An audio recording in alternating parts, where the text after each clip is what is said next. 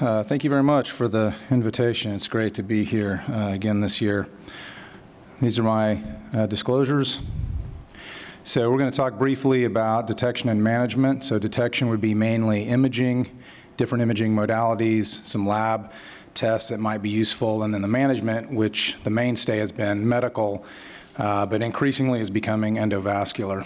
So what are we dealing with? We're dealing with an acute aortic syndrome where there's the formation of a tear somewhere in the aorta. Today it's going to be beyond the great vessels. It creates a flap, so you have a false lumen, true lumen.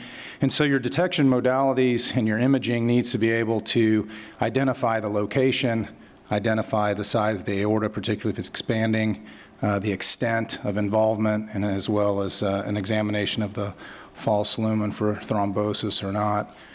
So CTA is rapid, it's widely available, and in type B dissection, it's not really necessary that you gate for cardiac motion as much as it would be for a type A.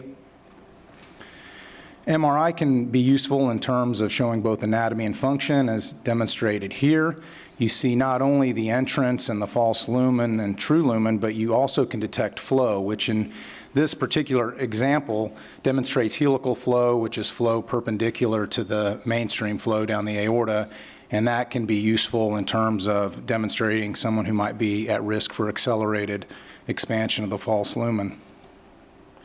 In terms of biomarkers, D-dimer, of course, has great sensitivity, not so much specificity. Really the useful ones here, MMP9 is something very useful in terms of its quick onset of detection, very sensitive. It also remains elevated in type B dissections for up to 2 months, also demonstrating that it's probably useful in the healing process. You have TGF-beta that's raised in dissection and can be useful in terms of tracking expansion, and you see the other lab tests that can be ordered that are sometimes useful, and in terms of calponin, sometimes not so useful. And why is this important?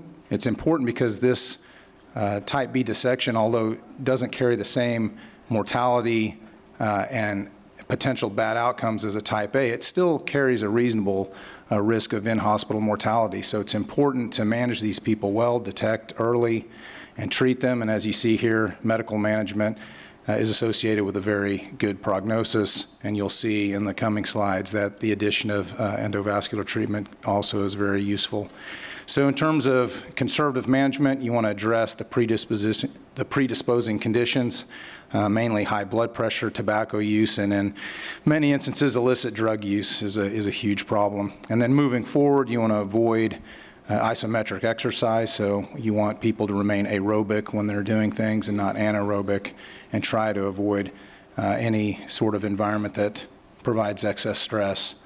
So in terms of the medical management, acutely you need control of blood pressure and heart rate to decrease wall tension.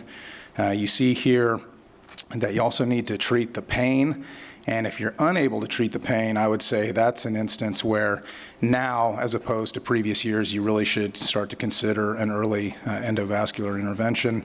And then chronic treatment over time has to do with, again, maintaining a good control of wall tension so that you don't have aortic expansion, even though and many times that's going to be inevitable and is going to happen. So here is sort of a breakdown. Now, some of the calcium channel blockers, there's emerging data to support reduction in wall tension. The mainstay has always been beta blockers, so that should be your first choice. In terms of afterload reduction, once you've instituted beta blockers, you can see that ACE inhibitors are helpful in terms of lowering TGF-beta and some of the MMPs, in particular MMP2. ARBs have been useful not only for TGF-beta, but particularly in reducing expansion of the aorta in patients with Marfan syndrome. And then vasodilators, in some instances, need to be used because of inadequate blood pressure control, but they should not be used before beta blockade. And then pain. Pain is not treated with antihypertensives, and it will not respond to antihypertensives, so you have to use analgesics to control the pain. In terms of outcomes here, that you see sort of a wide range. We've already discussed that medical management is very good, and you see that the numbers for TVAR are also very good, better than on average, and this is a range, but on average has been better than open surgical repair. Here you see patients that have had both an endo repair or just straight medical therapy, and you see a cut point at which time the patients that have had a repair have done better longitudinally. This is evident in some of the results from Instead XL as well, where you see different cut points, whether that would be immediate all-comers or at 12 months, 24 months. You see that people who've had an additional repair on top of optimal medical therapy have done very well. And this is another example of sort of days after the acute dissection. You see that medical management is better over time than open surgery, but you see the emergence now of endovascular management perhaps being even superior to that. So the guidelines are all for medical therapy, but you start to see with all guidelines, they're a little bit behind the times, and there is definite movement towards the combination of not only good medical therapy, but endo repair.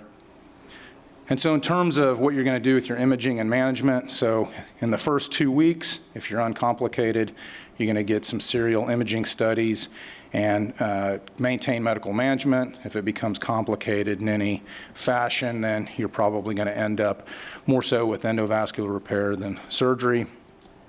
When you get out into the 2 to 6 week range, you start to really become concerned about monitoring size of aorta and looking for anything that has changed that would be unfavorable. Otherwise, you maintain your protocol in terms of surveillance imaging and medical management.